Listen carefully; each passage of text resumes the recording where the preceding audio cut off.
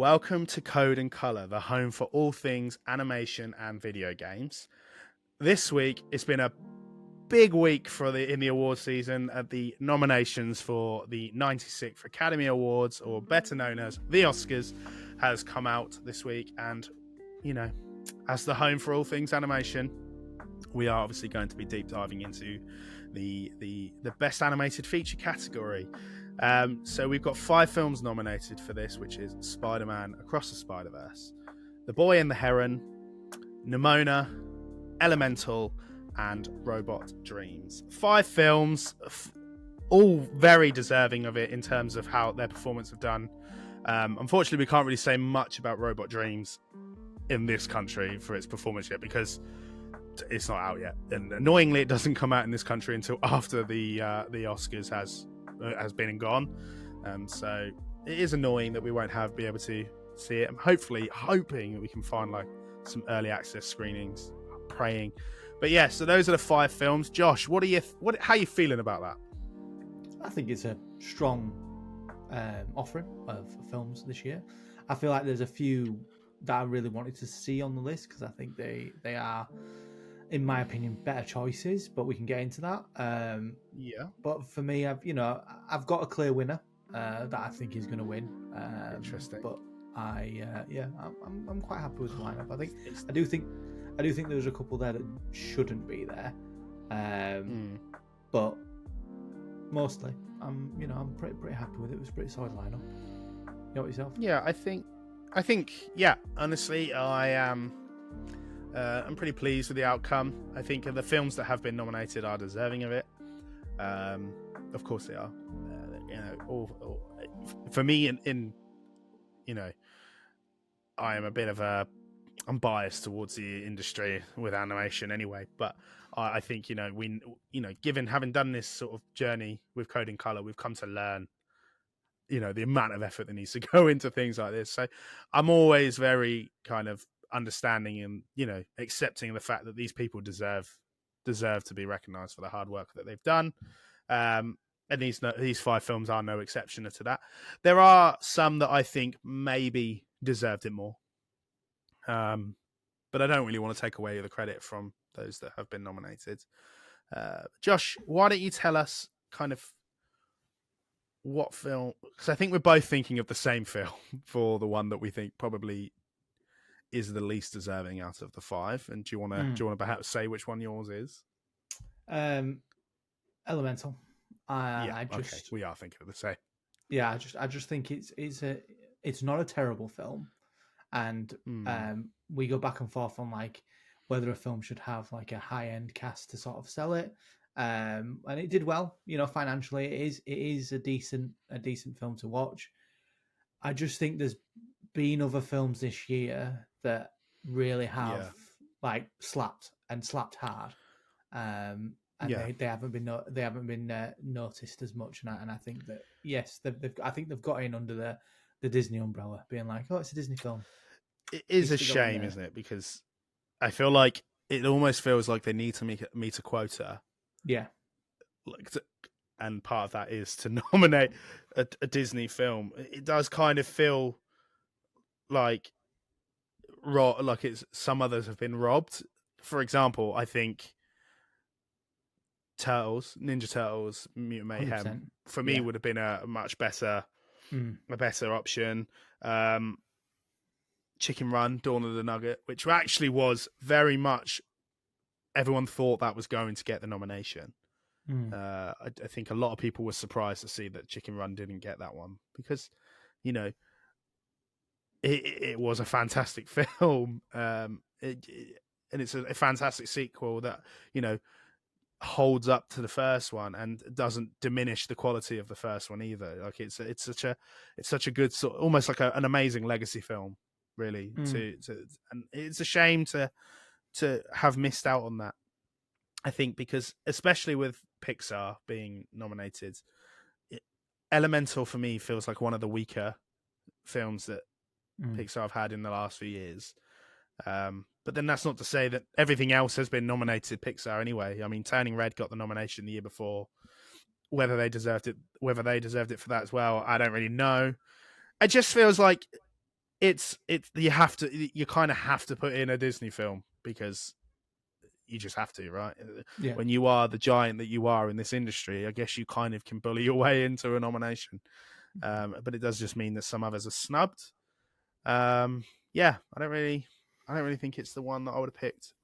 No, I think Turtles and Mario at least deserve a nod to being on this. Like they're both. I've rewatched Mario recently, and the spectacle behind it, like the art style, the way everything goes together. You know, yes, it's got the wonderful Chris Pratt who voices every character under the sun nowadays in it, and you know, it is great. He is good in it. You know, he's not as bad as everybody thinks thought he would be. But I definitely think that that should have got a nomination just purely from style. And Turtles as well, like the I was going to say childish voice actors, the children actors that play the Turtles should have been nominated. Their whole dynamic. I just think it's art style as well. You know, everything about it. It's such a unique art style. Like, even though it's the same director as Mitchell's versus Machine, what I really like about the comparison that you can draw between those two films is you can tell that they're the same director, but the art style is very different. It's almost like, but like also not as well. It's kind of like the director, and I can't remember his name. He has an art style that he kind of uses, and he tries to make each property feel sort of unique, but also very much has a signature look to it. And I think it's a style that we're not really seeing in a lot of animated films these days, you know, especially, and I that for me is what merited the nomination for both the Spider-Verse films. Obviously the first Spider-Verse film won it back in the Oscars in 2019. That for me is what warrants it getting the nomination. And I think I don't think Elemental has that sort of artistic style that Pixar once had. That I would have gone, yeah, I can see why, you know, that film won. It doesn't really feel like that. It feels like that's kind of lost these days. Yeah, I think the character design within Elemental is definitely a choice. I do agree that the style of Mitchell's versus Machines and like Turtles is, in my opinion, I think is some sort of like evolution. And like they started with Mitchell's and they go into Turtles, and like I'm excited to see what the next stage would be. Yeah, purely from an art style, I think Turtles should have been on the list. I think Disney and Pixar have lost their way. I recently rewatched Encanto, and you know, just looking at that art style and looking at like how the dresses flow and the different little things. Like you look at Luisa's character, the big strong one, her dress has dumbbells in it, and like I just didn't get any of that from like from Encanto, from Elemental.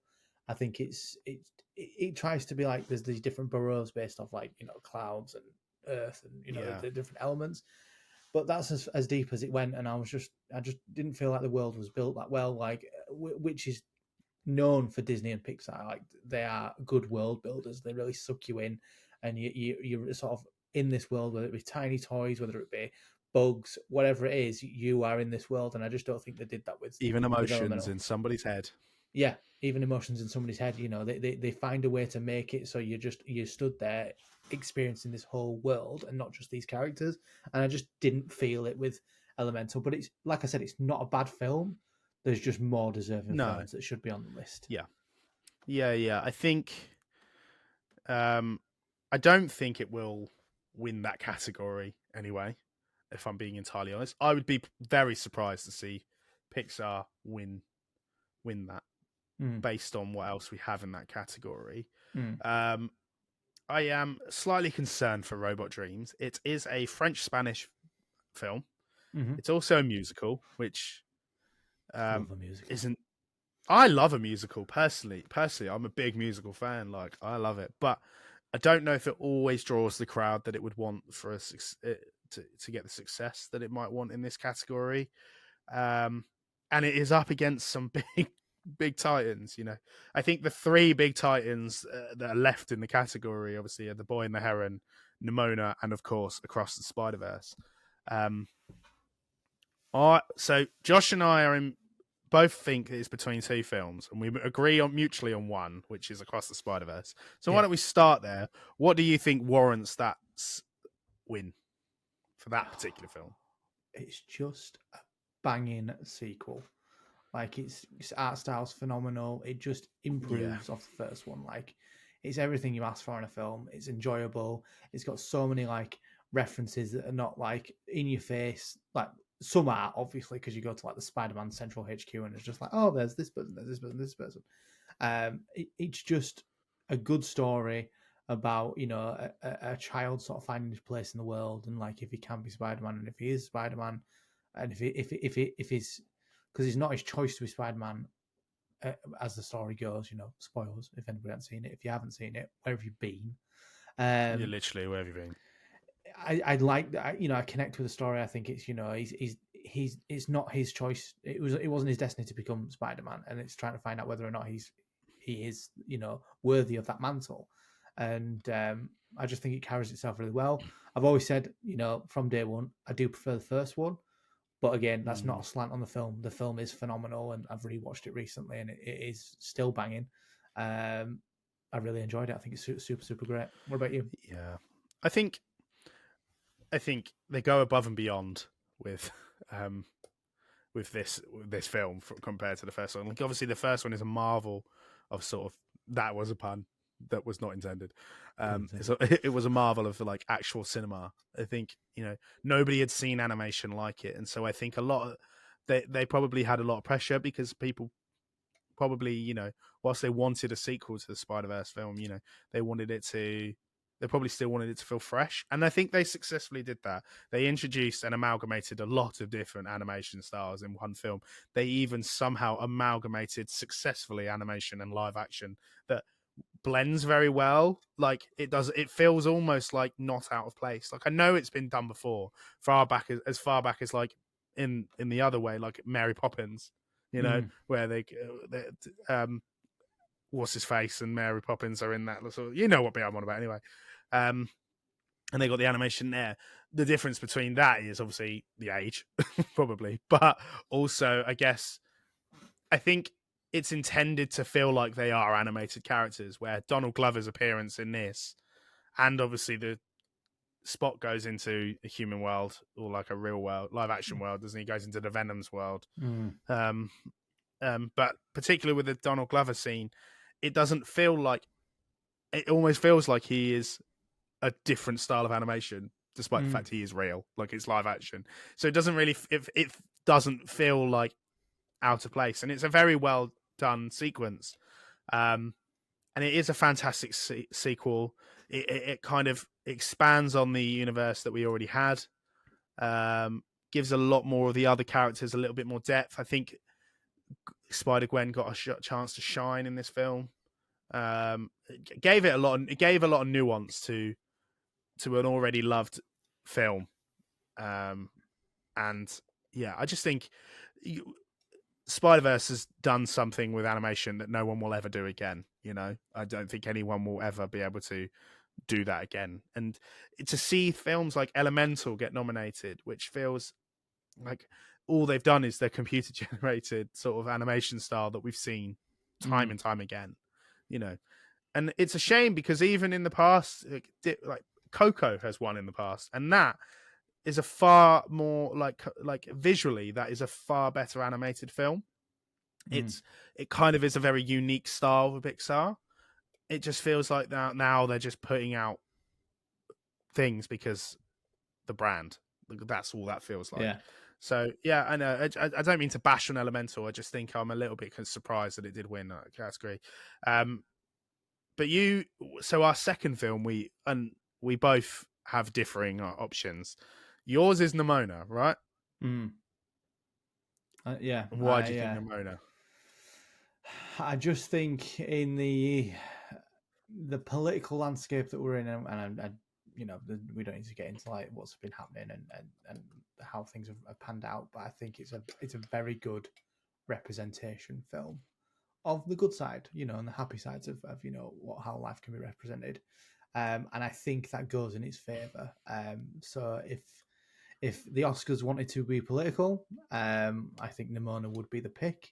And it would tick a lot of boxes for a lot of demographics, and I think it is deserving. It is a decent film. I did really enjoy it, But I think that's my opinion is I think because of the things that's represented within the film Yeah. will have some sort of sway with certain people and certain demographics over, say, like Spider-Verse or The Boy and the Heron, just because of the representation in the film. Which credit to him, it's a great film. I loved it. It didn't take anything away from it. I enjoyed it, but I think everything's always got a political agenda behind it, and I think that's why Nimona might pip Spider-Verse.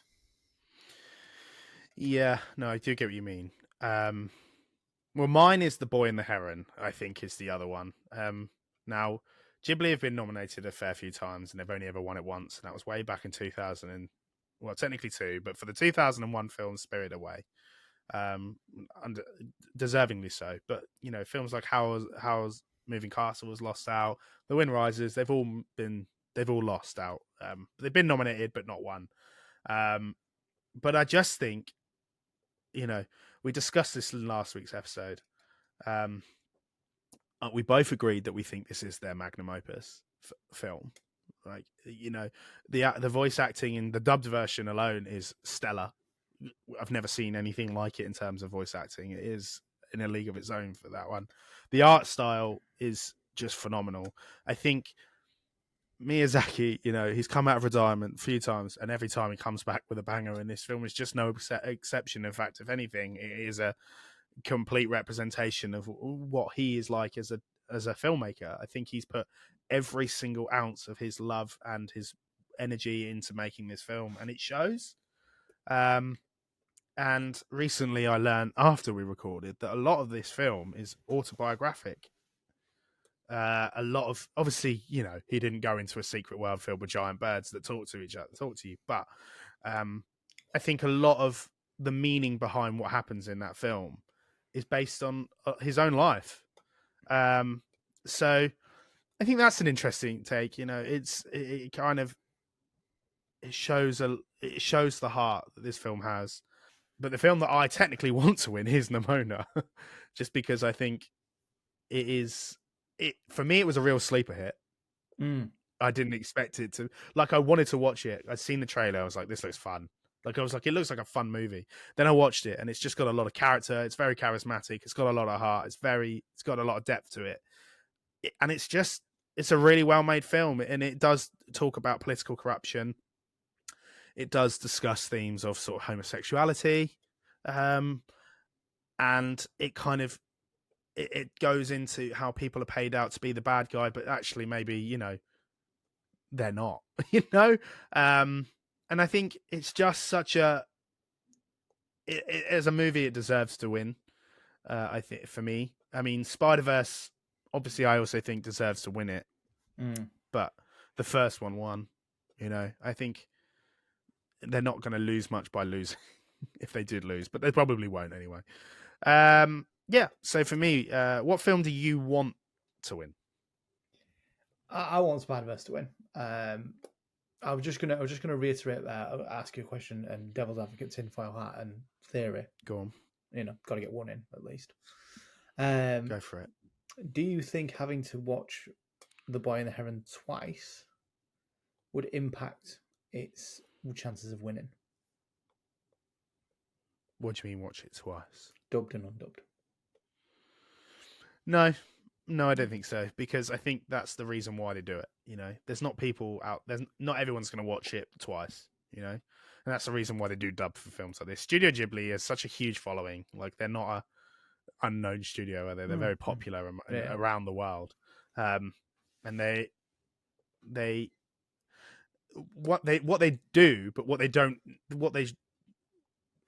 necessarily have to do is they offer Western audiences a good cast, for their dubbed versions. It's not like they get some half-assed lazy voice actors to just kind of overdub it. Like, they hire professional actors that are putting a lot of effort into it, and I don't feel like I mind watching this as a dubbed film too much, because I don't feel like I'm losing out on the quality. And that that sort of energy is like echoes all throughout every element of this film. Like the quality is not lackluster in any part of it, from the score to the visuals to just the kind of the story, the voice acting. Like, it all holds up. And I imagine the subbed version, or just the native Japanese version of it, is probably just as magnificent with its voice acting. So yeah. Yeah, that's so for that. yes. Yeah, yours is Spider-Verse for winning. Yeah, Spider-Verse for winning. Why do you want it to? I just think the first one set the tone, and a lot of animation films copied it afterwards. Like Puss in Boots, Yeah, it definitely has a lot of copycat. Yeah, and I just think that this like grew upon that. It, added all different styles. Like you said, having Donald Glover in there, like, it was seamless. I do have a confession to make. I really don't think I've ever seen Mary Poppins, so that is something that had. I think we can unpack that one later on. What? Yeah. You've never seen Mary Poppins? Oh my god! There's a scene where they do that. Is it? I can't remember which song it is, but yeah, it goes and they're like there's animated characters there. Yeah, it's fantastic. Yeah, it's well ahead of its time. Yeah, 100%. I know it's a banger, but I've just never. It's always been out of my path, and so you should watch it. It's a cracking film. Yeah. So for me, like, I do think that Spider-Verse is a cut above everyone else, and I think that, like, the cast that they've got in. When I came out of Spider-Verse, I was like, I'm so ready for a sequel. Like, I'm so ready. Yeah. Like, my whole body wants a sequel, and I actually thought, like, oh, we've got it to look forward to. It's coming out in March this year. And I was like, it's not been announced yet. Like, when it's coming, definitely delayed. Yeah, and I'm like, come on, like, I want to see. That wouldn't have happened if it wasn't for the strikes, though. Yeah, no, I mean that needed to happen, obviously, to there's silver linings, but like, I was like the victim that one of the victims of the strikes, and because of how things have not panned out. Was I wanted to see Spider-Verse 3. What's it called? Beyond. Beyond. That's it. Beyond the Spider-Verse. Just to see what comes up, who comes in, what happens to every character, because they're all so well written. It's just it's a really good film. It's just one of those. I am looking forward to the conclusion. Not because I want it to end, but because I want to see how it ends. Yeah, you can pop both these films on, and you're in your element. But yeah, that for me, Spider-Man is my clear and present winner. Nimona will take it. I'm hedging my bets that they will take it. I can't believe you think it'll be Nimona. Yeah, I think. I mean, I can. Yeah. What about you? What's your clear winner? You're wanting Nimona, aren't you? I think it will be. I want it to be Nimona. Mm. I do, and I kind of want it to be Spider-Verse. No. Boy and the Heron. I really want it to be Boy and the Heron, actually, but I do think I can see it being Spider-Verse. I would be happy with any of the three, like a Spider-Man, Nimona, or Boy honestly, and the Heron. out of those three, I'd be like impressed. I haven't seen Robot Dreams. Yeah, it might be that we go see Robot Dreams and we're like, oh my god, and it'd be life changing. Yeah, what is film, what is cinema, like, but we can't comment on it. You know what I mean? I think it's unfair for that film to have a late release. You know what I mean? Especially if it then goes on to win. Like, it always annoys me with the Academy Awards. There's many things that annoy me with the Academy Awards. But films that are often nominated come out after the awards.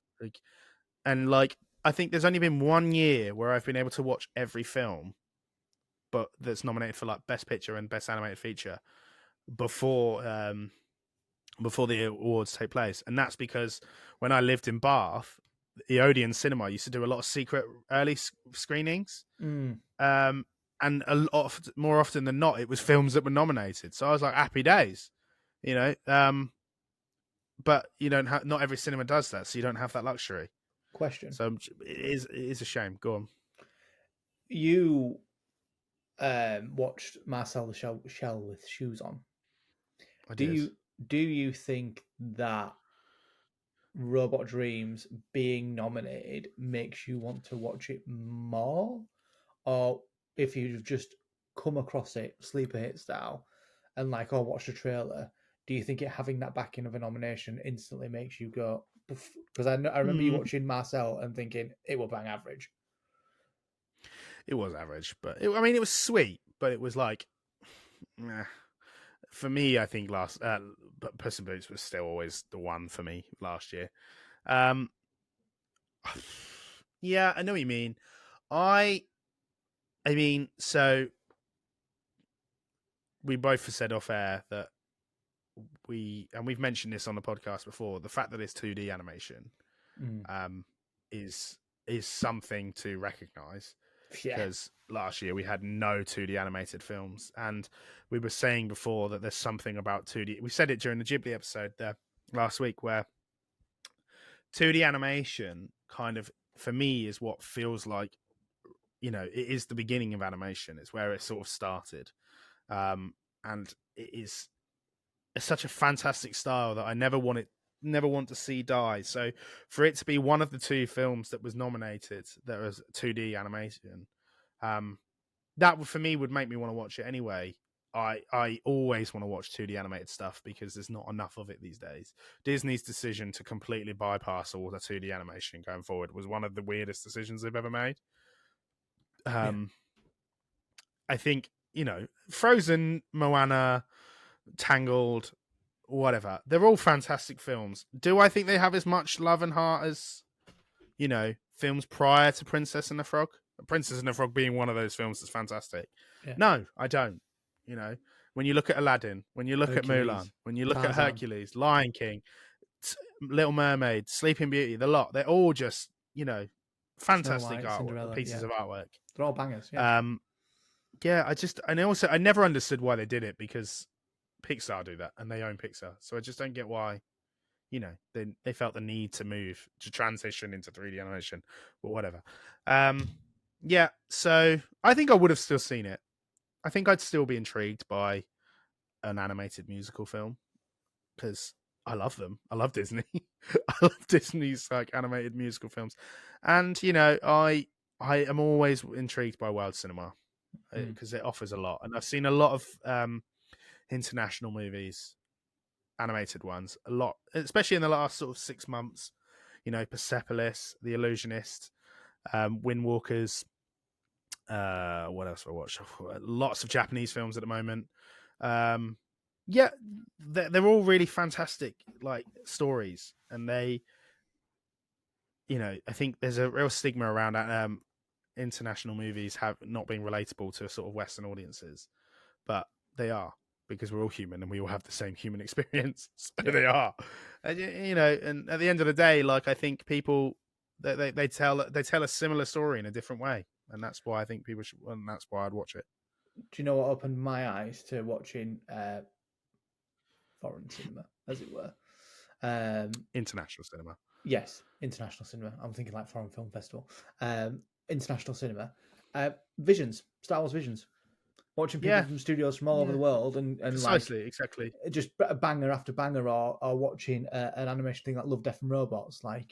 People coming over, you think stupidly in my own head, I think, oh, American animation, Toy Story, or British animation, or what, like Wallace and Gromit. They're the peaks, But actually, there's a Spanish studio in Spain who made a Visions episode that was so absolutely phenomenal. I'd have watched 10 seasons of it, And there's another studio from the Screech's Reach studio, 2D animation. They made Windwalkers as well. Yeah, Wolfwalkers. Sorry. Wolfwalkers. Yeah, absolutely banging.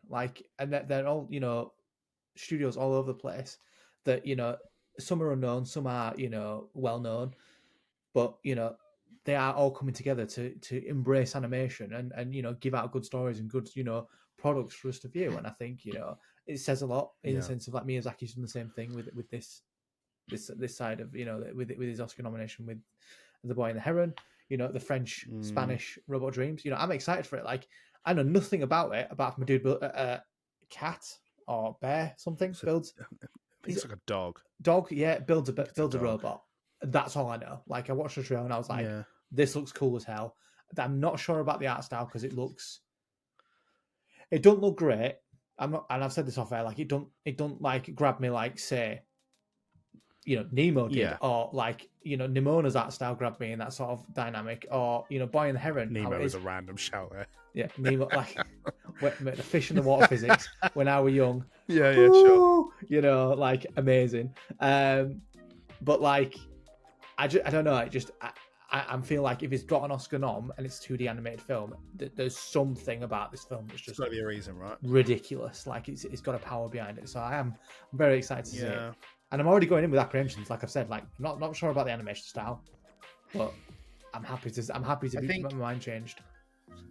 I think also, like, the other films that were shortlisted were obviously Chicken Run. And so all these films have beat, you know, Robot Dreams being one of them. Chicken Run, Dawn of the Nugget, Wish, which was Disney's other major release last year. Yeah. Suzume, which is another Japanese film, and it did really well. I've been meaning to watch it. And then Teenage Mutant Ninja Turtles, Mutant Mayhem, and of course the Super Mario Brothers movie. To have outdone all of them, it must mean it has a lot of credibility. And obviously, congratulations to all of those that are nominated. You know, I think for me, it's a far better category, like compared to last year. I think this year, last year it was very obviously going to be Pinocchio. As much as I wanted it to be Puss in Boots, it was very obviously going to be Pinocchio. This year, I don't think it's as obvious. I think it is between. Sadly, I do not think Robot Dreams is going to win. Elemental probably won't win. I don't think it should.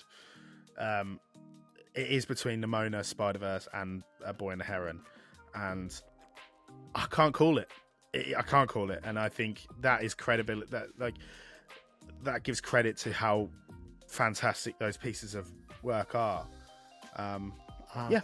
So art, because that's what animation is. It's art. Everything we talk about here is just art. So yeah, that's the Oscars. They are. I think it's the 10th of March. The Oscars air. Let me just an hour earlier as well.